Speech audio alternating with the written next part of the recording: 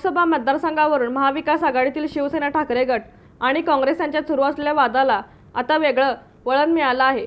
सांगली लोकसभा मतदारसंघ ठाकरे गटाच्या वाट्याला गेल्यानंतर येथून निवडणूक लढवण्यासाठी इच्छुक असलेले काँग्रेसचे नेते विशाल पाटील हे नाराज झाले। दरम्यान विशाल पाटील यांनी सांगलीतून निवडणूक लढवण्याचा निर्णय घेतला असून ते अपक्ष आणि काँग्रेसकडून उमेदवारी अर्ज दाखल केला आहे। त्या पार्श्वभूमीवर काँग्रेसचे आमदार आणि सांगलीतील नेते विश्वजित कदम यांनी मोठं विधान केलं आहे। विश्वजित कदम म्हणाले की सांगली लोकसभा मतदारसंघ महाराष्ट्रात चर्चेत राहिला आहे।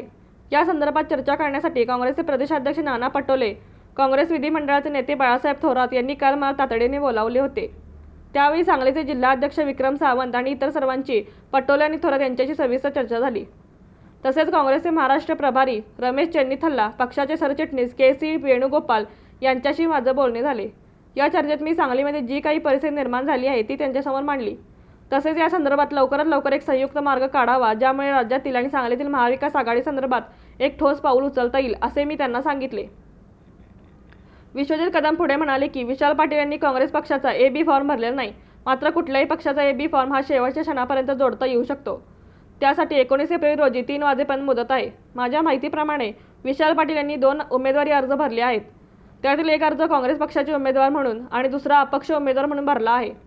सांगलीबाबतच्या निर्णयामध्ये आता बदल होईल की नाही हे मी सांगत नाही। सांगलीची जागा काँग्रेसला मिळावी म्हणून आम्ही खूप प्रयत्न केले। आता पुढील जबाबदारी ही काँग्रेसच्या राज्य आणि दिल्लीतील नेतृत्वाची आहे। विशाल पाटील यांना वंचितचा पाठिंबा मिळण्याबाबत विश्वजित कदम म्हणाले की सध्या राज्यात वंचितचे अनेक प्रयोग सुरू आहेत। या प्रयोगामध्ये काय काय घडतं हे अर्ज भरायच्या शेवटच्या दिवसापर्यंत ठरेल।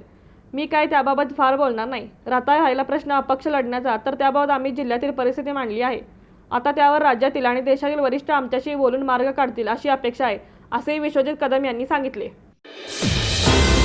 रणनीती न्यूज चॅनलला आजच सबस्क्राइब करा आणि रहा अपडेट।